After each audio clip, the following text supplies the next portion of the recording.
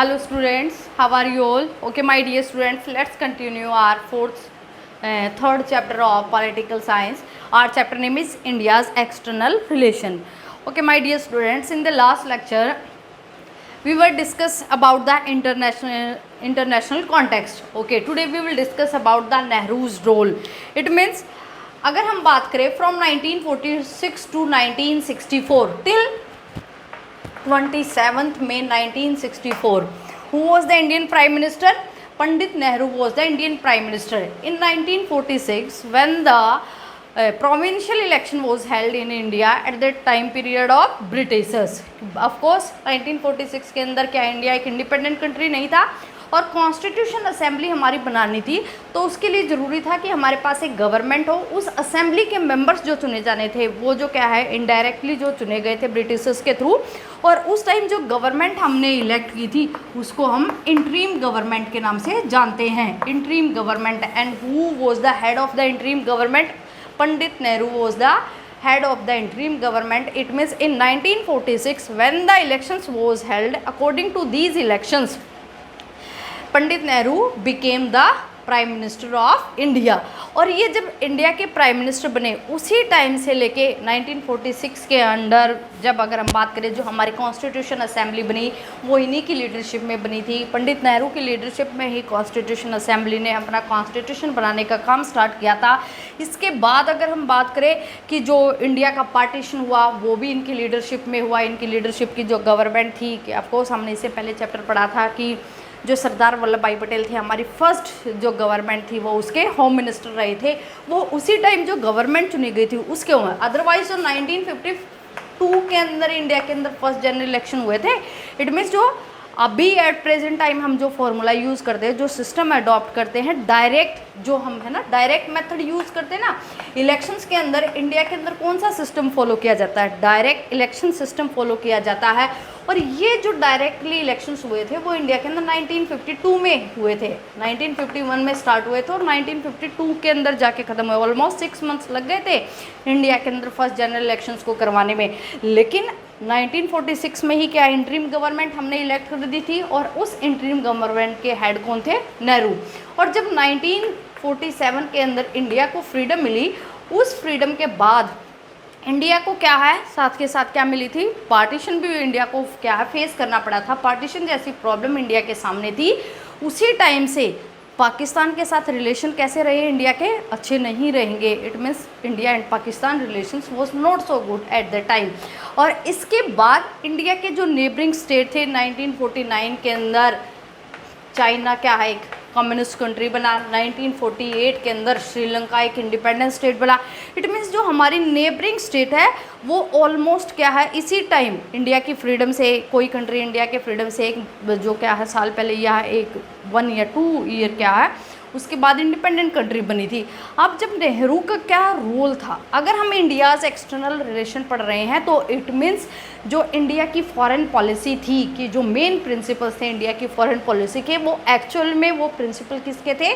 पंडित नेहरू के प्रिंसिपल थे। जो पंडित नेहरू ने जो जिस प्रकार से क्या आइडियोलॉजी अडॉप्ट की वही इट मीन्स क्या थी? इंडियन गवर्नमेंट की आइडियोलॉजी थी। ऑफकोर्स 1946 से लेकर 27 में 1964 तक जब तक उनकी डेथ हुई तब तक वो क्या रहे? इंडिया के प्राइम मिनिस्टर रहे। साथ के साथ वो प्राइम मिनिस्टर के साथ इंडिया के फॉरेन मिनिस्टर भी रहे थे, यानी कि जो फॉरेन मिनिस्ट्री है वो खुद उनके पास थी।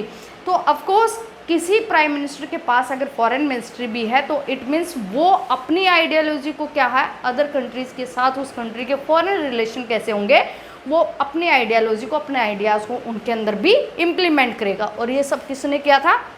पंडित नेहरू ने भी किया था। क्लियर?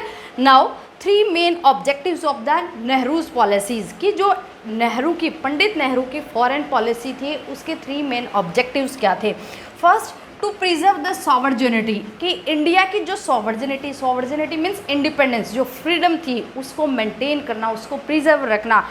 जो पंडित नेहरू की फॉरेन पॉलिसी का मेन ऑब्जेक्टिव ये था, प्रमुख उद्देश्य ये था कि इंडिया को जो इतनी मुश्किलों से क्या हार्ड अर्न मीन्स बहुत मुश्किलों से हमने क्योंकि किस टाइप से क्या है अपना फ्रीडम स्ट्रगल किया, किस प्रकार से अंग्रेज़ों से भारत को आज़ाद करवाने के लिए जो लड़ाई लड़ी, वो बहुत मुश्किल से इंडिया को आज़ादी मिली थी कि उस फ्रीडम को मेंटेन करना था, उसको प्रिजर्व करना था। पहला ऑब्जेक्टिव तो यही था कि नेहरू ने कहा कि मैं ऐसी पॉलिसी अडॉप्ट करेंगे जिसके थ्रू इंडिया की फ्रीडम क्या है, मेंटेन रहे।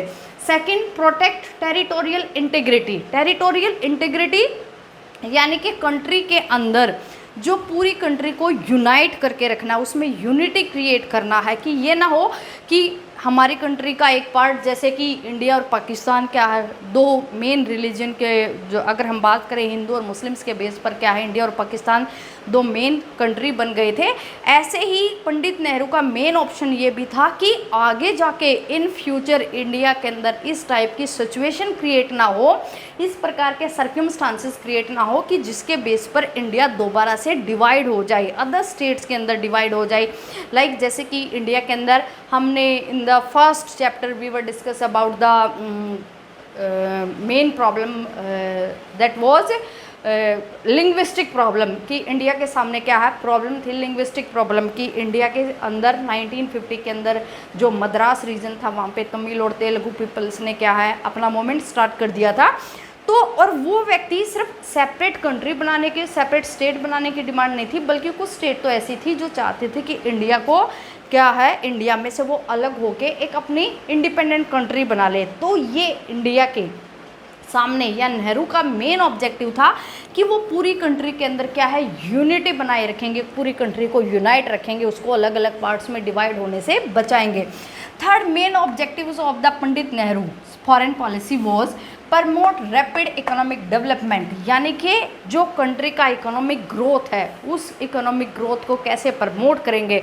और वो हमने पढ़ा कि उस इकोनॉमिक जो डेवलपमेंट है उसको प्रमोट करने के लिए इंडिया ने क्या है प्लानिंग जो कमीशन है 5 years प्लान है उनको अडॉप्ट किया था। India has adopted the 5-year plan and Indian government framed a planning commission in 1950 and according to this planning commission the Indian government was to promote the economic growth of our country. So these are the 3 main objectives of the Nehru's foreign policy जो उस time India के सामने थे, या नेहरू के भी कहें, क्योंकि अभी मैंने बताया कि नेहरू क्या थे, हमारे पीएम भी थे और साथ के साथ क्या थे, फॉरेन मिनिस्टर भी थे। कब से कब तक, फ्रॉम 1946 टू 1964, इस टाइम तक ऑलमोस्ट अगर हम बात करें तो वो देखो कंट्री के 16 ईयर्स तक क्या है हमारे प्राइम मिनिस्टर रहे। तो इस टाइम 16 ईयर्स तक प्राइम मिनिस्टर के साथ साथ कोई व्यक्ति अगर फॉरेन मिनिस्ट्री भी उसके पास है तो ऑफकोर्स क्या है कंट्री की फॉरेन पॉलिसी जो है वो उसके अकॉर्डिंग चलेगी। सो ये था नेहरूज का रोल कि नेहरू ने क्या है इस टाइप से अपनी फॉरेन पॉलिसी या इंडियाज़ फॉरेन पॉलिसी के ये ऑब्जेक्टिव क्या उन्होंने डिसाइड करे और इन ऑब्जेक्टिव्स के थ्रू इंडिया की फॉरेन पॉलिसी को क्या करना था, प्रमोट करना था। Okay, now distance from the 2 camps. At the time of independence, the world was divided into 2 blocks, US and USSR. These were the 2 main blocks. और सबको पता है कि हमने फर्स्ट चैप्टर में पढ़ लिया था कि ये यूएस एंड यूएसएसआर जो ये वर्ल्ड 2 ब्लॉक्स में डिवाइड हुआ था, तो इसकी वजह से जो कोल्ड वॉर एरा है वो भी स्टार्ट हो गया था। अब इंडिया को अपनी फॉरेन पॉलिसी ऐसी बनानी थी कि वो इन दोनों से डिस्टेंस यानी कि दूरी बनाए, वो डिस्टेंस मेंटेन करके रखे। ये इंडिया की फॉरेन पॉलिसी का मेन प्रिंसिपल रहा है, या ये कहें पंडित नेहरू की फॉरेन पॉलिसी का मेन एम रहा था। और इसी डिस्टेंस को मेंटेन करने के लिए इंडिया ने नैम नॉन अलाइनमेंट मूवमेंट जैसे क्या है जो एक पॉलिसी है उसको अपनाया था। क्लियर? डिस्टेंस फ्रॉम 2 camps कि 1946 से लेकर 1964 तक इंडिया को अपनी फॉरेन पॉलिसी ऐसी बनानी थी कि वो अपने दोनों कैंप से दूर रहे। ऑफ कोर्स इंडिया ने इसके लिए कोशिश की थी। 1961 NAM was founded by 5 main leaders कि जो नैम है नॉन अलाइनमेंट मूवमेंट है वो 5 जो मेन लीडर्स थे, इजिप्ट, यूगोस्लोविया, घाना, इंडोनेशिया और इंडिया, इनके लीडर्स के थ्रू नैम बनाया गया था। और इसके थ्रू कोशिश की गई कि इंडिया क्या है किसी भी जो दोनों ब्लॉक थे यूएस एंड यूएसएसआर की, इनमें से किसी भी ब्लॉक के अंदर क्या अपने आप को शामिल ना करें, इंक्लूड ना करें। लेकिन फिर भी हमारे सामने 2 ऐसे एग्जाम्पल्स हैं जो इंडिया की फॉरेन पॉलिसी को कहीं ना कहीं जो नॉन अलाइंड जो पॉलिसी थी इंडिया की उसको रिफ्लेक्ट कर रही थी here. One example is related to Britain. In 1956, Britain attacked Egypt over the Suez Canal issue. Egypt कहाँ पर है? एक अफ्रीकन कंट्री है और वहाँ पे कैनाल है, सुइज कैनाल, सुइज नहर जिसको कहा जाता है, बहुत बड़ी कैनाल है वो। एक्चुअल में जो सुइज कैनाल है, सुइज कैनाल किसको?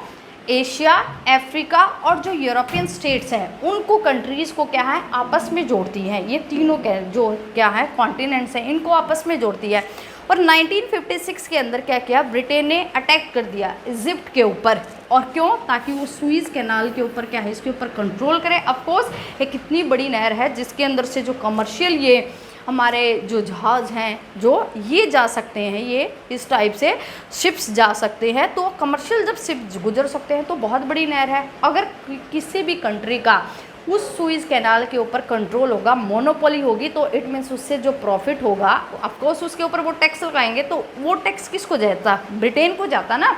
तो इंडिया ने इस चीज़ का अपोज किया। किसको? ब्रिटेन को अपोज किया, ब्रिटेन का विरोध किया। और इंडिया ने ये कहा ये न्यू कॉलोनाइजेशन की स्टार्ट है कि एक नए तरीके से ब्रिटेन क्या कर रहा है, अदर कंट्रीज़ के ऊपर अपना इफेक्ट डाल रहा है, उनके ऊपर कंट्रोल करने की कोशिश कर रहा है। तो ये एक बहुत बड़ा इशू था जिसमें इंडिया का मेन पर्पस तो क्या था इस टाइम 1956 के अंदर? नॉन अलाइंड रहना। लेकिन फिर भी इंडिया अलाइंड, नॉन अलाइंड नहीं रहा। इंडिया ने इंटरफेयर कहा, यानी कि वो पूरी तरह से न्यूट्रल नहीं रहा। नॉन अलाइनमेंट की पॉलिसी क्या है? न्यूट्रलिटी। उसको फॉलो नहीं किया, इंडिया ने ब्रिटेन का अपोज किया। Second example is related to USSR. USSR invaded Hungary. USSR जो कि एक मेन उस टाइम क्या है, सुपर पावर थी वर्ल्ड के अंदर। यूएसएसआर को क्या है, उस टाइम यूएसएसआर ने हंगरी के ऊपर अटैक किया। और जैसे ही यूएसएसआर इसी साल, अगर हम बात करें 1956 के अंदर ही यूएसएसआर ने क्या है, हंगरी के ऊपर अटैक किया था।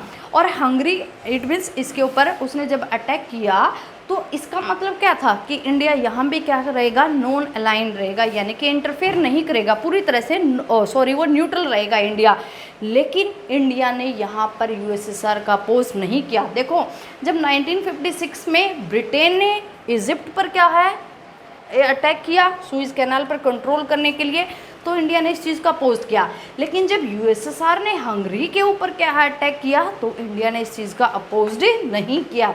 तो ये जो इंडिया की न्यूट्रल पॉलिसी थी या जो नैम पॉलिसी थी, ये उसके ऊपर क्वेश्चन उठा रहा था कि इंडिया, तभी बोलते हैं कि इंडिया नॉन अलाइनमेंट, जो उसकी मेन फॉरेन पॉलिसी थी नॉन अलाइनमेंट पॉलिसी, उसमें पूरी तरह से वो न्यूट्रल नहीं था। कुछ कंट्रीज़ में तो वो इंटरफेयर कर रहा था और कुछ इश्यूज़ के अंदर वो इंटरफेयर कर ही नहीं रहा था। जैसे कि अगर हम बात करें for example in 1949 when the NATO was organised, NATO North Atlantic Treaty Organisation by US. At the time जो है, अगर हम बात करें, इंडिया इंडिपेंडेंट कंट्री भी था, लेकिन फिर भी इंडिया ने क्या है, जो अमेरिकन ब्लॉक है यानी कि नाटो है, उसको ज्वाइन नहीं किया था।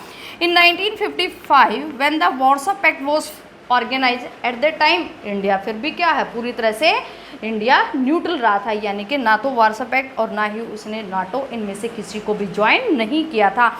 तो मेन जो पॉलिसी अगर हम बात करें, मेन जो प्रिंसिपल था इंडिया का, डिस्टेंस फ्रॉम टू कैंप्स, यानी कि to follow the policy of non aligned, की इंडिया की फॉरेन पॉलिसी का ये मेन एम रहा था।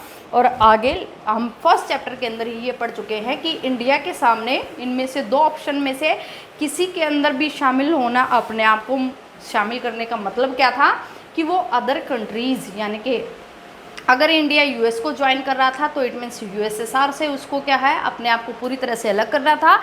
अगर यूएसएसआर को ज्वाइन करना था तो इट मीन्स यूएस से अलग कर रहा था। लेकिन फिर भी क्या है, इंडिया ने दोनों के साथ अपने बैलेंस बनाने की कोशिश की। Okay, now next topic is Afro Asian unity.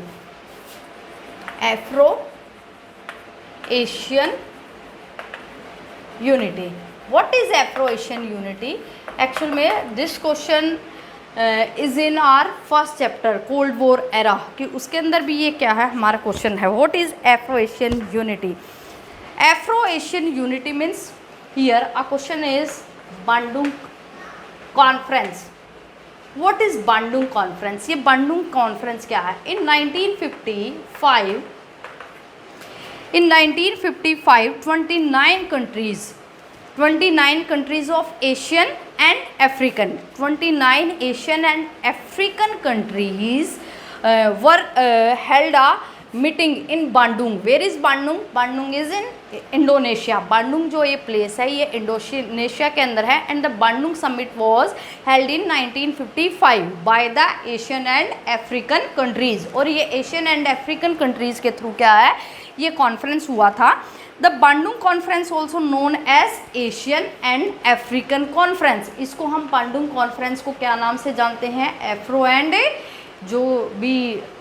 And Asian conference के नाम से भी जानते हैं और इसको बांडुंग कॉन्फ्रेंस के नाम से भी हम इसको जानते हैं. Was a meeting of the third world countries which took place on April 18 to 24 इन 1955. जो ये मीटिंग हुई थी 18 to 24 अप्रैल के ऑलमोस्ट यानी कि 1 वीक तक क्या है ये मीटिंग चली थी. और ये मीटिंग कहाँ पर चली थी? बांडुंग के अंदर. इन विच ईयर? 1955. और किन की मीटिंग हुई थी?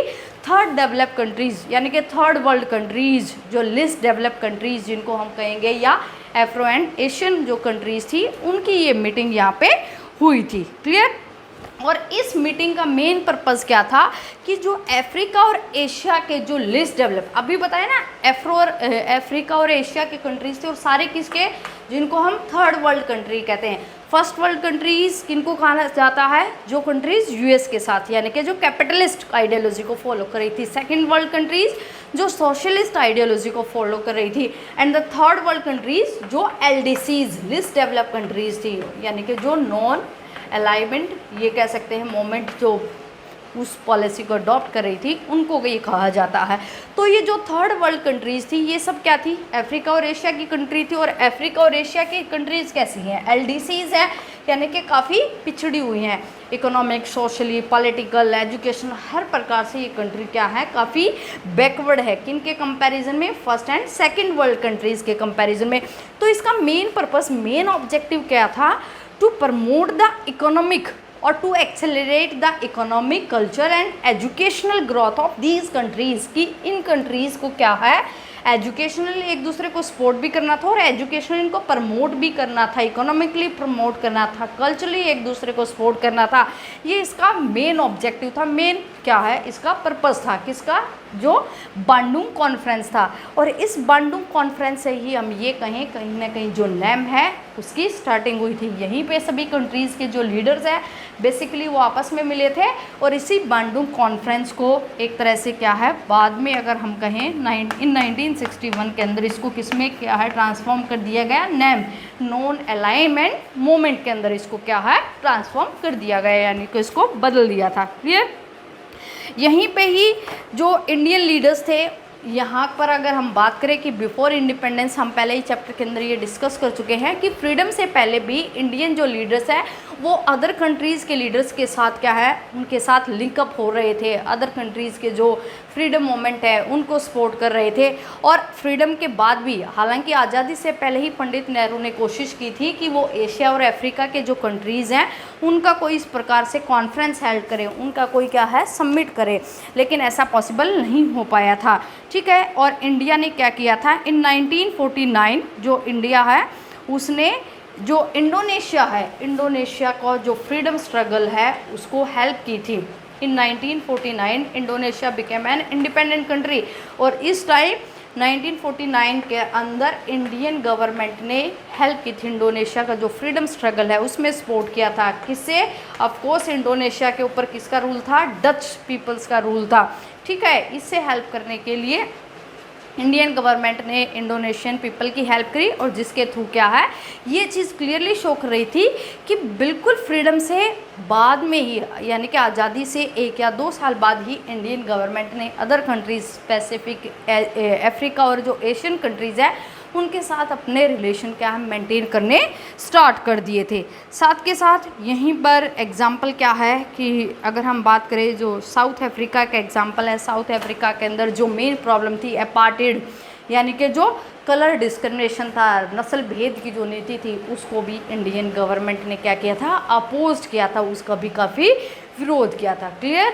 All things are clear related to these concept. Nehru's role, what are the what were the three main objectives of the Nehru's foreign policy? To maintain or to preserve sovereignty of India. Next thing is to integrate or to maintain unity in the country, and third is to accelerate the economic growth of our country. These were the main objectives of Nehru's foreign policies. Next content is distance from 2 blocks, और उसके लिए India ने क्या non alignment policy follow की. And the last concept is Afro Asian unity. और Afro Asian unity it means in 1955 the Bandung conference was held, and in these concept or in these conference how many countries were participated? 29 countries were participated in this conference, and these countries are related to Asia and Africa continent. Okay students.